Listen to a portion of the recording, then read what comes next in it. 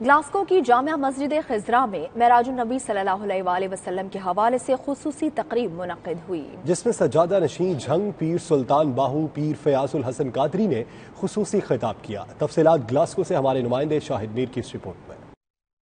Jama Masjid خزرا Glasgow میں معراج-un-نبی صلی اللہ علیہ وآلہ وسلم کی مناسبت سے مجلس کا انعقاد ہوا، جس میں سجادہ نشین جھنگ پیر سلطان باہو پیر فیاض الحسن قادری نے خاص طور پر شرکت کی۔ شرکاء سے خطاب میں ان کا کہنا تھا کہ ہمیں اپنے بچوں کو دینی تعلیم کے ساتھ ساتھ قرآنی علوم سے بھی روشناس کرانا ہوگا۔ انہوں نے کہا کہ والدین نہ صرف اپنے بچوں کو مسجد میں نماز اور قرآن کے لیے لائیں بلکہ خود بھی باقاعدگی سے مسجد میں نماز ادا کریں۔ نیوزی لینڈ مساجد حملے کے حوالے سے 92 نیوز سے بات کرتے ہوئے ان کا کہنا تھا کہ نیوزی لینڈ دہشت گردی کے بعد وہاں کے وزیر اعظم کا کردار قابل تحسین ہے۔ نیوزی لینڈ میں جو واقعہ ہوا ہے ایک بہت بڑا سنگین حادثہ تھا، لیکن اللہ تعالیٰ کی بارگاہ میں اس کا جو ریٹرن تھا اور رسپانس تھا وہ اللہ تعالیٰ نے وہاں کی وزیر اعظم کے ذریعے سے، پارلیمنٹ کے ذریعے سے، وہاں کے پولیٹیشین کے ذریعے سے، وہاں کے عوام کے ذریعے سے پوری دنیا میں اسلام کا امیج بہتر ہوا ہے کہ مسلمان دہشت گرد نہیں ہے،